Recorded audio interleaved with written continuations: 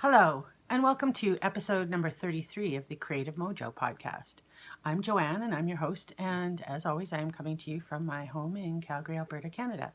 A warm welcome to all my returning viewers, and a special welcome to any new viewers who might be checking me out for the first time. I hope that you will enjoy the podcast you see today and that you will consider subscribing. You can do that by pressing the subscribe button and the little link below here on YouTube and coming back and watching again. And also, if you're interested and haven't done so yet, I hope that you'll come over to the group on Ravelry. You can find it by searching Creative Mojo in the groups tab, and we have a group there, and that's where I keep my show notes.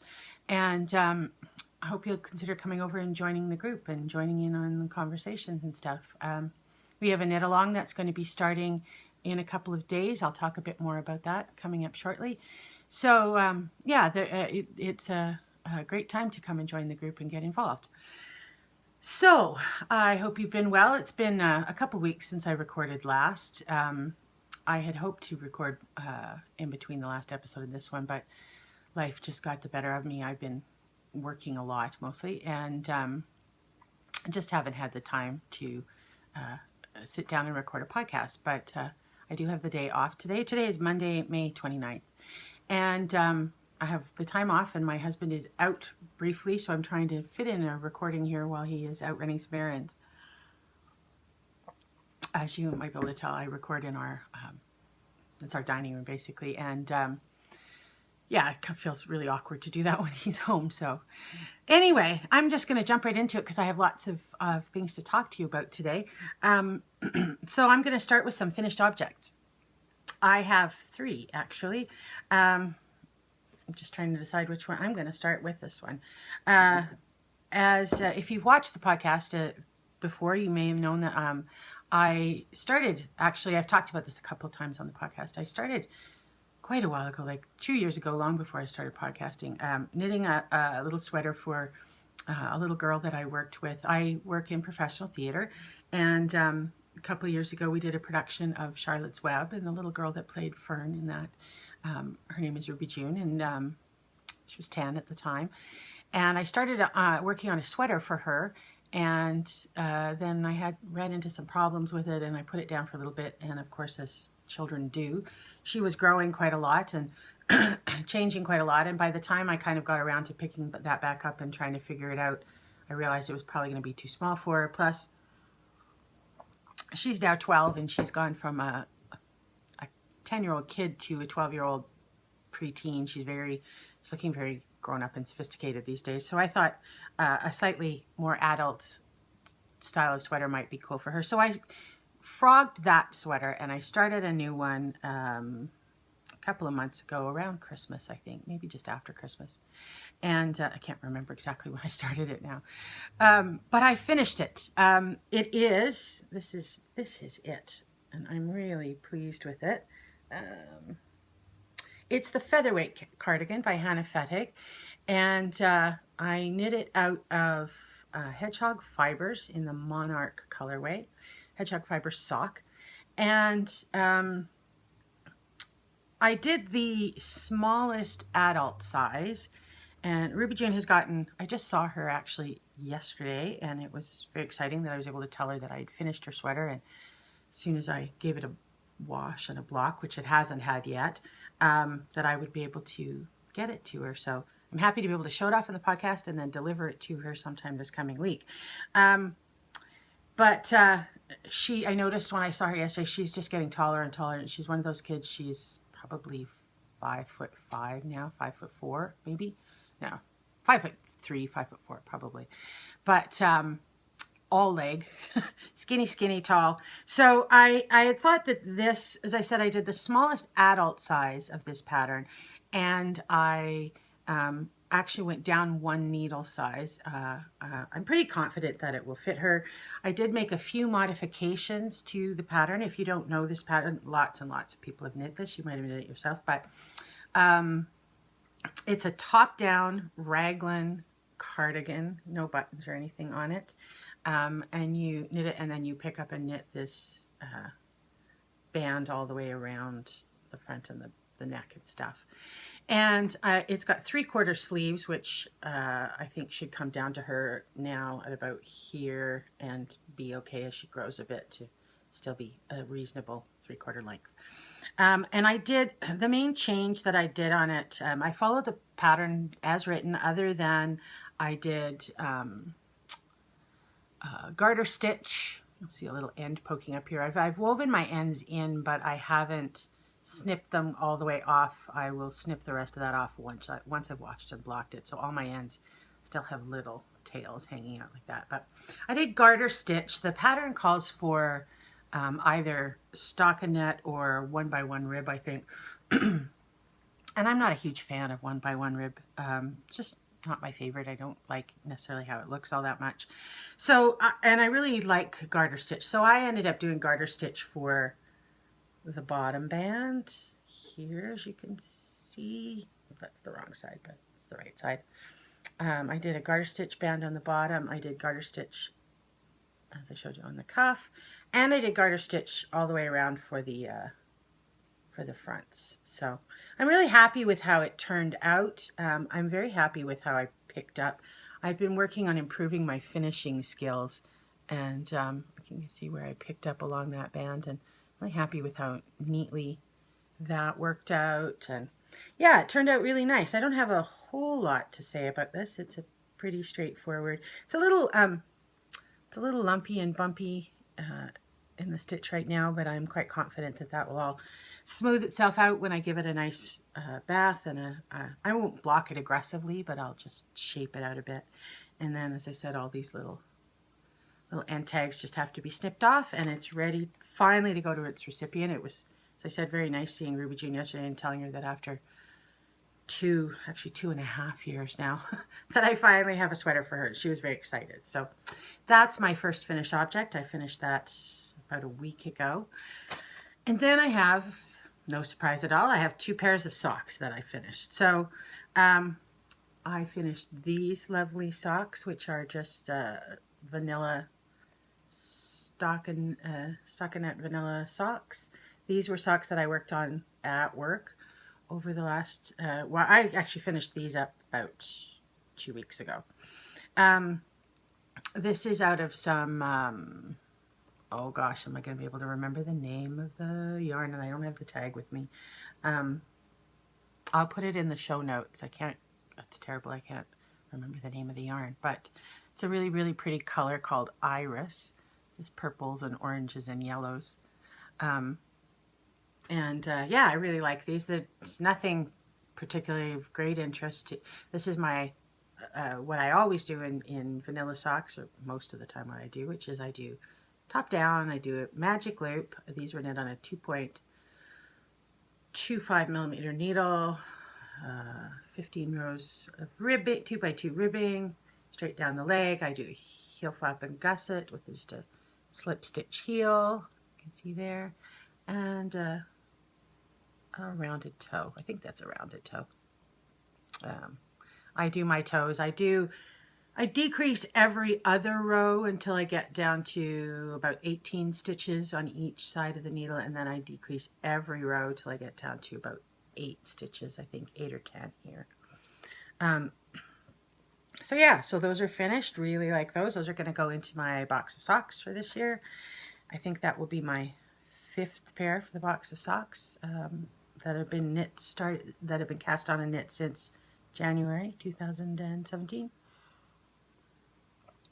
It's earlier in the morning than I usually record. And usually I have water, but I have coffee today because this is like my first cup of coffee of the day. So, and my second finished object, these I just cast off last night. These are my June socks for the Grocery Girls year-long sock knit-along, and these are not June, sorry, these are my May socks. It's not quite June yet. And these will also go in my box of socks, Cal. These are, give you a good look at that. This is the Wildflowers and Honeycombs pattern. I don't have the name of the pattern designer with me, but again, it'll be in my show notes in the Ravelry group. if you're interested. This is a really fun pattern to knit, very straightforward, very easily memorizable, but with a few kind of nice touches to it. I pretty much knit exactly to pattern, other than I added half of a repeat in the length of the leg. I think they were supposed to be that much shorter in the leg, and I like a slightly longer leg. So these are still a bit short in the leg, which will be nice for sort of summer socks with Mary Jane's and a skirt or something. I knit these out of Yarn Ink, her classic sock base in the colorway White Queen. That's what this was. And the heels, toes, and cuffs are this beautiful bright purple out of Hedgehog Fibers in the colorway Spell, I think.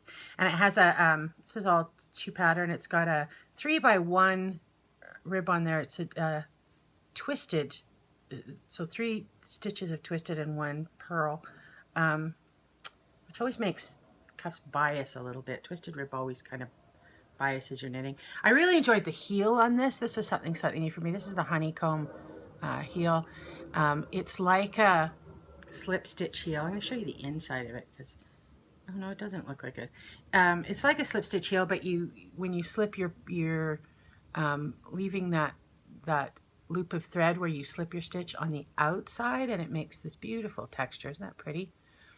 So yeah, as I said, I didn't do anything I didn't do any modifications really to this pattern. Just knit it as written. Really enjoyed it. As I said, it was very easy to memorize, very quick. It's interesting, the yarn, there's a lot of black in the early repeats at the beginning of the yarn cake.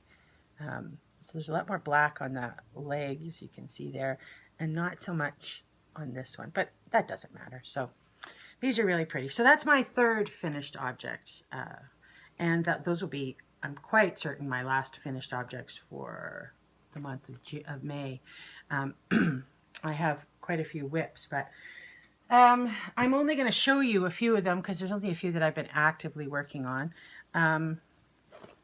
This is what's gotten the most work, actually, other than finishing those Wildflower and Honeycomb socks.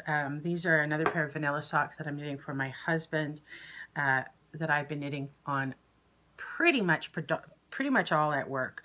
I generally can knit. For those of you who may not know, I mention this all the time, but I should remember that there's sometimes new viewers, that I'm a professional stage manager. I work in professional theater, and I am running a show right now that is up and running. It opened about 10 days ago, 2 weeks ago maybe now. And I generally knit in the booth while I'm calling my cues. But the only thing that I can knit on, sometimes when I have a show that isn't as busy, that I don't have as many cues, what I do is all the lights, all the sound, any moving parts, any moving scenery or anything that happens in the play that's not generated by the actors is generated by me. So I'm on headset in the booth. I'm watching the show from the back of the auditorium, and I call all of the light cues and all of the sound cues and anything like that. And this particular show has a lot of cues, so it keeps me very busy. So really, the only thing I can knit on and not impact my ability to do my job is stockinette in the round, where I don't have to think about it at all, and I don't have to count or do anything. I can just do it with my hands, go round and round and round, and concentrate on my show. Sometimes when I have shows that have longer stretches without cues, I can do something with a tiny bit more involvement in my knitting, but generally it's what I knit at work is stockinette in the round, so it's either usually socks or a socket hat or something like that. So these are socks that I'm working on for my husband. This is the Arnie and Carlos, it's the Regia Arnie and Carlos design line. This color is, I think, from their second round of and it's color 2463, the tag. Not my favorite color, to be really honest with you, but my husband picked this out. I usually, when I start a new pair of socks for him, I usually bring up a few different yarn choices and let him pick which one he wants. So this is what he picked this time. And they're working out pretty nice, and he really likes them, and so that's the predominant thing. And there's one sock completed, and the second sock with all of this yarn gack on it is, I just finished the heel flap and gusset. I just finished the gusset. That's the only thing I can't do at work is generally I don't do the heel flap and gusset stuff where I have to pay a little more attention and count. I usually, when I get to that point, have to stop if I'm at work, bring it home, and do that part at home. So I did this last night, actually. So it's all ready to just go round and round and round again until I get to the foot. So there's a couple more days of work. I think by the end of this week, the coming week, this week, today is Monday. By the end of this week, sometimes I just totally forget what day it is. We work weekends. We have, 2 shows on Saturdays and a Sunday matinee, and I often just lose track of what day it is, what day of the week it is. I just know it's my day off. But yeah, this one is ready to just go down to the toe, and then when I get to the toe, I'll probably will bring that home and finish the toe at home, and these will be ready for him. Again, these are the same top down, 2.25 millimeter needle. Generally I do my socks for me on 64 stitches, and I do his on 60. These are 68. So, but yeah, they're turning out very nice, and I was quite pleased with how well they matched. You can see they match up pretty perfectly. The only thing that doesn't completely match, as you'll see, is the 2 cuffs, and that's because there was a knot in this. They match to here, and then I started on this and got not very far in, and there was actually a knot in the knitting, so that part of the pattern. But I managed to figure out how it should have been there so that I could start in the right place on this one, and look at that, they just match really nicely. So anyway, that's my work in progress that's had the most work in the last little while. The other 2, I have another pair of socks. These were my original socks that were going to be my May socks. And where are they? Ah, they're in this bag. This is my lovely Ginger Snap bag that I got not that long ago, early April, I think, at the Calgary Fiber Frolic. Ginger Snap, Kim is a bag maker and now yarn dyer, local to me here in Calgary. She does beautiful work. I really love this little bag with the foxes on it. Isn't that cute? And it's got a lovely sort of dark foresty pattern on the inside. Really like this bag. And these are the other socks that I have been working on that were supposed to be these were originally going to be my May Grocery Girl socks, but I didn't get as far. This is only the first sock, and that's as far as I've gotten on it. This pattern is Apple Blossoms by Alan Stewart, The Curious Handmaid, and it's a lovely little pattern. It's slower going, and it's because it's essentially ribbing all the way along, and it's got every number of rows. It's got this little bit of detail that creates a little eyelet, as you can see there. But for the most part, it's ribbing, and I'm just slower at knitting ribbing than stockinette.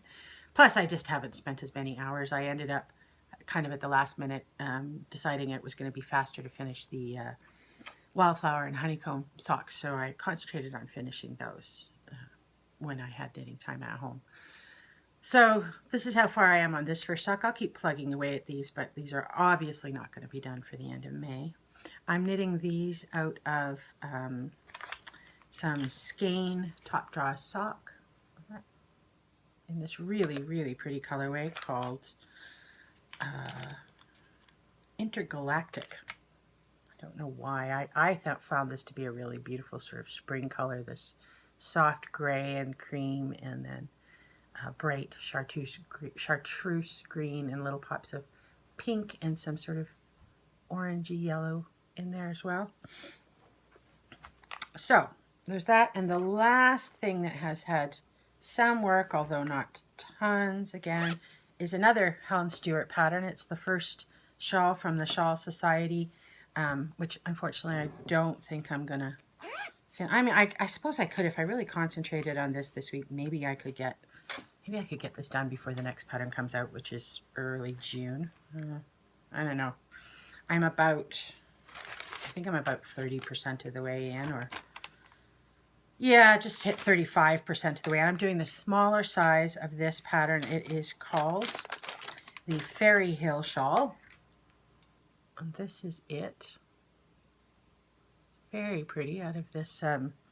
This is Vivid Yarn Studios, which is again another local to me dyer yarn I picked up also at the Calgary Fiber Frolic in April.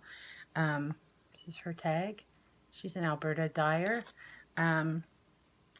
Julia is her name, and she does beautiful yarn. I have a couple of skeins of her yarn. This color is called Graffiti, and it's a sparkle. I don't know if you'll be able to, yeah, you can kind of see little hints of the stellina in there, and it's making a really pretty, very, very pretty shawlette.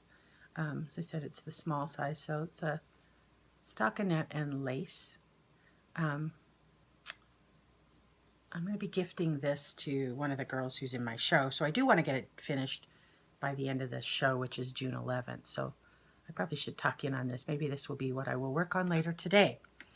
So that is my third and last work in progress at the moment. However, I do have one of the things main thing I wanted to talk to you about today was some plans for upcoming crafting projects, some fun plans I've got. And what's particularly fun about them is that there's some crafts other than knitting, which I do occasionally, but I haven't done much of since I started this podcast. I used to spend quite a bit more time spindle spinning. I have, if you go back on one of my earlier episodes, episode 3 or 4 maybe, I show off my collection of spindles, and I really love spindle spinning, but I haven't done any in, gosh, like a year.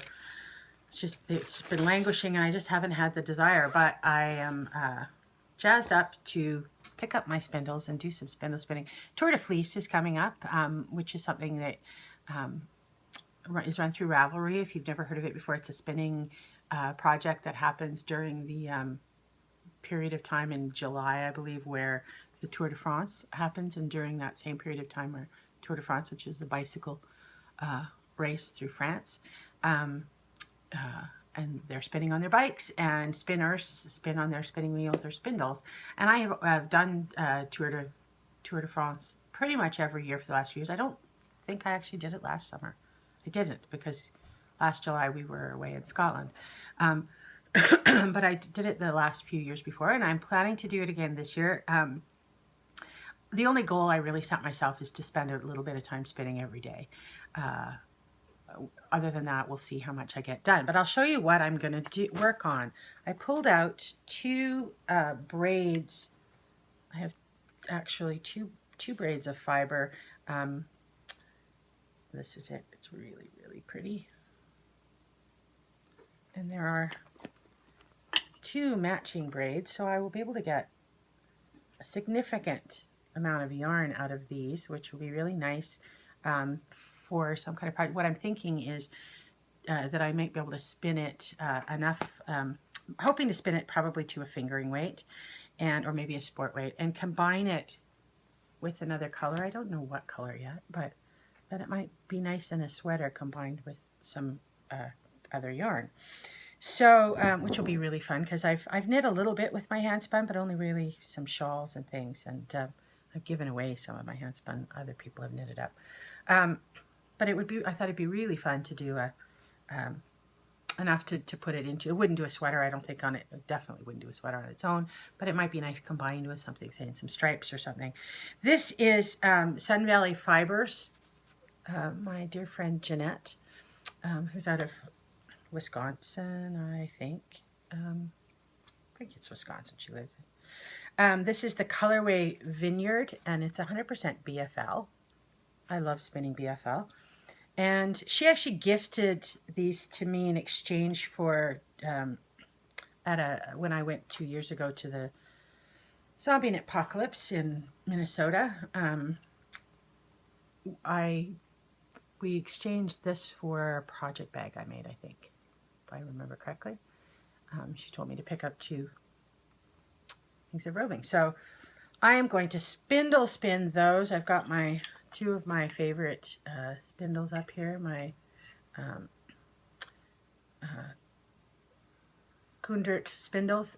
I'm trying to remember the name of them. I love these. These are some of my favorite spindles. They're just, aren't they pretty on top? And they're nice and lightweight, and they spin so beautifully, and they are fair size, so they hold a lot of yarn. So I'm going to be starting this actually sometime soon. I'm going to start it a little bit before Tour de Fleece, which is fine. As I said, my goals are just to spin a little bit every day during that. So, but I'm going to get it started, and I'm really looking forward to that because I haven't done any spinning in a while. So I'll be showing you some progress. I hold on my current spinning project in this beautiful bag that I picked up a couple of years ago at a arts and crafts festival on Vancouver Island. Isn't that beautiful? It's got and it's perfect for spinning. It's got a lovely satin lining, so nothing snags. The fiber doesn't stick to it. It's a great bag. So that's my upcoming spinning project. And the other projects, actually I'm going to talk quickly about a couple of upcoming knitting projects first, and then I'll get on to my last thing. I am going to cast on a new sweater to go with all the other half knit sweaters that are sitting in my pile of whips. But I decided I needed to cast this on. There's a Andrea Mowry, who did the Find Your Fade shawl, has a lovely pattern called the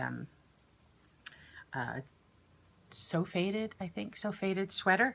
And it employs the same idea as the Find Your Fade shawl. You've probably seen lots and lots of knitters and podcasters of people working on those. And some people are starting on the sweaters too, where you use a lot of different colors that sort of are close to each other in tonal range, or I mean, you don't have to. You could use whatever colors you wanted, really. And you sort of fade from one color to the next. And I always have a large collection of my beloved Australian skein yarn. I belong to a monthly club, and for a couple of years now, I've been in her monthly club. I get a skein of yarn in the mail every month, and they're one of a kinds that she just dyes up for her yarn club.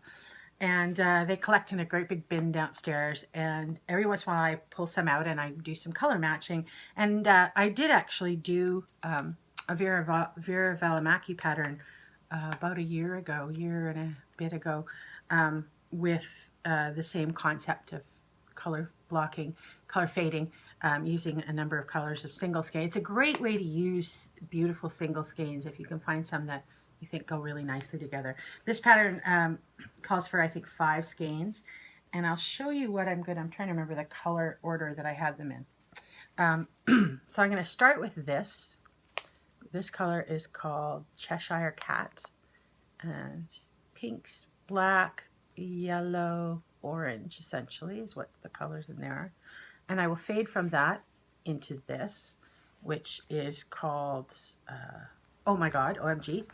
And as you can see, it's the same pinks, black, there's some black in there, there's some purple added in, and some yellow, but it's more this is more orangey yellow here, and this goes into a little bit more greeny yellow, chartreuse.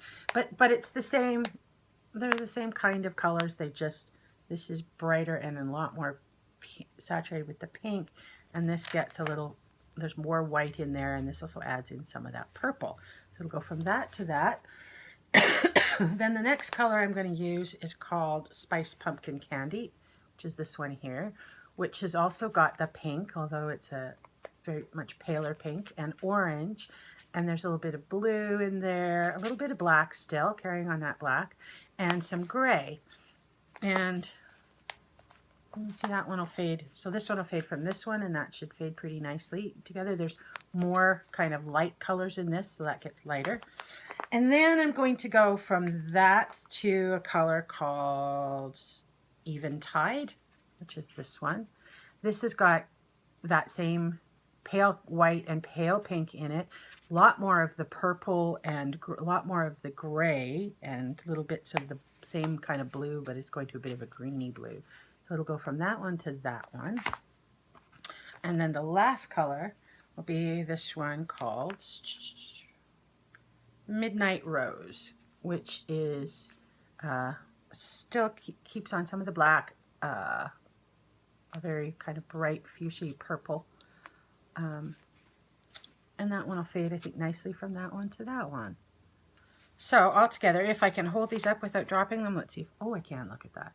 So that's the way that the fade will kind of go. It's hard to, I think that's going to be really, really pretty. So I'm really excited about that. And once that I will probably cast on a couple of weeks from now. I probably won't cast on that, right? Well, who knows? Who knows? Maybe later this week even, who knows? Although I am going to concentrate on finishing that Helen Stewart shawl first. So, and the last project that I have, get rid of those onto the floor. The last projects that I have that I'm going to do this summer is some sewing. I'm excited about this. I got a sewing machine about 2 or 3 years ago for Christmas from my husband. I haven't really done any sewing since I was a teenager. And I developed a kind of a anxiety about the sewing machine after sewing as a teenager. I just noticed how shiny my nose is. And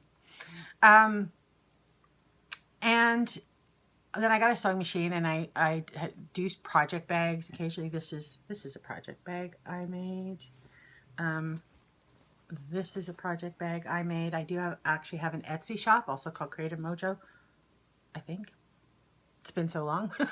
And I do sell some of my little project bags. And this really was great for reacquainting me with sewing and learning a bit about my sewing machine. And it's given me the confidence to try a few more things. And I would really like to sew some clothing. But I knew I wanted to start with some things that were fairly simple. And I found this website, did some research on the internet. I will tell you, one of the frustrations I had with doing that is that I don't wear the standard sizes. I wear into the plus size range. I wear between an 18 and a 20, most often a 20, which actually is not all of that plus, but it is plus enough that lots of sewing patterns, especially some of the smaller indie sewing pattern designers, don't include those sizes, which is, I find, very frustrating. They will do a sort of whatever's the small size, like a 0 or 2, up to, sometimes they get very generous and they will go up to a 16, but they generally stop there. And that's unfortunate because there are so many really, really cute patterns. And when you're in a larger size than a 12 or 14 or 16, it's harder to buy clothes in normal stores anyway. You're really a lot more restricted in where you can shop and in what kind of things, because lots of clothing stores don't go up in those sizes either. So being able to sew your own clothes is a real advantage to being able to find things you like, make things you like, and express your style a bit more and not be too limited, and to not be able to get the cuter patterns and things in larger sizes. I mean, the larger pattern companies like McCall's or Butterick's or whatever, they do have plus sizes. But some of the cute patterns that I've seen recently, and I actually sent to one pattern maker, I actually sent an email with just a question about why they didn't go up into larger sizes. And I got a lovely response back, but which said it's something they're looking into, but it was a lot more work to size the patterns up. I'm not entirely sure that that's fair, but whatever, it's their business. They can do what they want. Anyway, so I've spent quite a bit of time hunting online, looking at patterns and looking for patterns that go up past a size 16.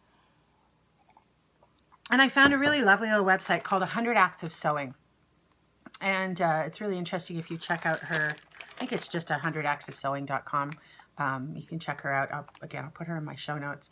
But she does, she had a project a couple of years ago where she was sewing herself 100 garments in a year. And it had a lot to do with having a handmade wardrobe. It had a lot to do with what's called slow fashion. I don't know if you've heard of the concept of fast fashion, but it has a lot to, fast fashion has to do with clothing becoming kind of like fast food, that in society we have created this thing where we make clothes very inexpensively. People buy things, they don't last very long, but they're cheap to buy. Anybody can buy, if you're in the right sizes, inexpensive, cute clothes. But there are lots of questions about what the cost to the world is. They're made in places where people are often paid very poorly and work in very, sweatshops and things like that. They're big industry in places like India, but the working practices are not great. And some of the women that, some of the shops and some of the women that work in those places, it's not much better than slavery, really. They can't kind of get out of they move to a place to work in a factory sewing clothes, and they're sending their money home to the rest of their family, and they kind of can't get out of that rut. They don't really make enough money. And so, and it's hard on the environment, the amount of clothes that we make that don't last very long, that we throw away. There are stories of fabric dumps in places like the Philippines that are huge and full mostly of clothing. So there are all kinds of reasons why there are advantages to sewing your own clothes, and to be mindful about what you make and how you make it. And, if you make your own things, you kind of know the quality of them, and you probably can make things that hopefully will last a bit longer. You can make things that fit your style. And so her 100 Acts of Sewing website was a lot about, and her project of making herself 100 items of clothing in a year was a lot to do with that. And so she developed a few very basic and simple patterns that she was kind of riffing off of, using, so that she could make them quickly, so that she could accomplish that goal, and that she could. It became all about the fabrics you choose and the colors, and that you make the statements through that, not through necessarily the complexity of the pattern. And I thought, perfect for me for my first adventures into sewing. These are such simple patterns, and I can really concentrate on something easy and simple and using some fabrics I like. So I bought 2 of her patterns, and that's where I'm going to start out on my sewing adventure. They're very funny. The drawings on the front of the pattern, they look like little kids' clothes. They're not really as much of a little kid's clothing as they look there, but I bought a simple tunic top and a simple sort of jumper. This is what we called it jumper when I was young. I know that, like, in the UK, jumper means a sweater, and I think in Australia and some other countries, but we don't really say jumper here. We say pullover for a sweater. And this is what I call the jumper. I don't know what else you might call it. Pinafore, maybe, although again, that sounds really old time and childish. But it's a simple dress. It's a simple sleeveless sort of tunic dress. Comes in all the right sizes. As I said, it's very simple. It's like, you sew up along the sides and across the top, and then you bias tape the edges. The pattern teaches you how to make and put on your own bias tape, which is great. You can put on pockets or not, as you wish. They also give you a bunch of fun sort of finishing options, including French seams, which is what I am going to do with my first dress, is try French seams, and I will tell you why in a moment. Comes with this really great little booklet with all the instructions, very, very well laid out, all the tools you'll need, step-by-step instructions, good drawings and schematics and stuff.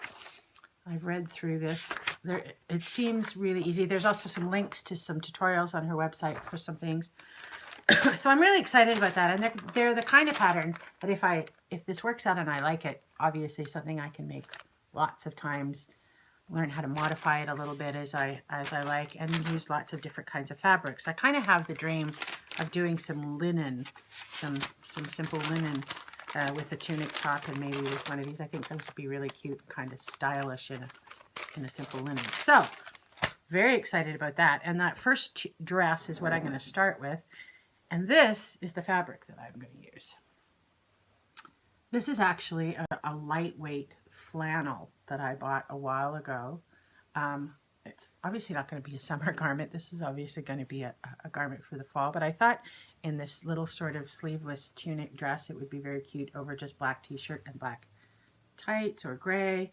I really love this. It's kind of herringbone and plaid, as you can see.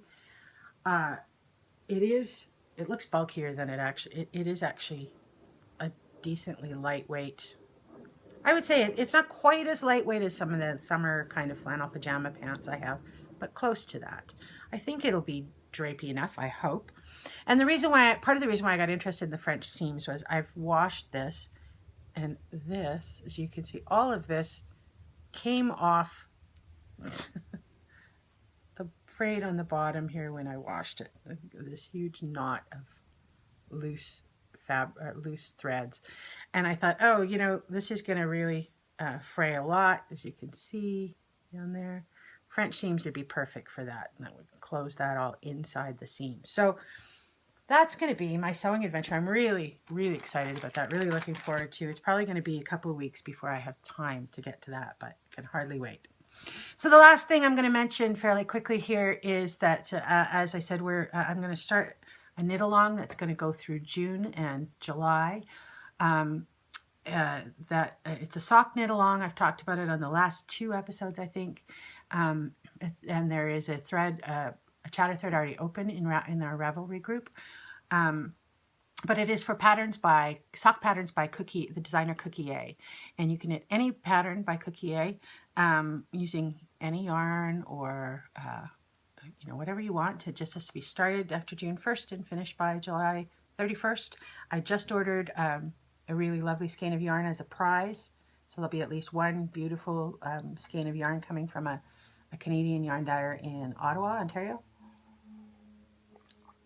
Depending on how many entries we get, there probably will be 2 prizes. And the socks that I'm going to do, I'm going to do out of this beautiful skein of Wool and Boon yarn that I got a month or so ago. I think I showed these.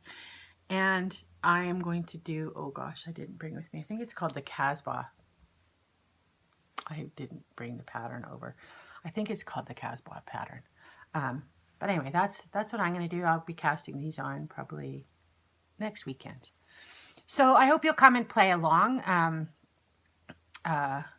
We have lots of enthusiastic sock knitters in our group, so it's always fun to do a cal, and I love seeing how the work the other people are doing.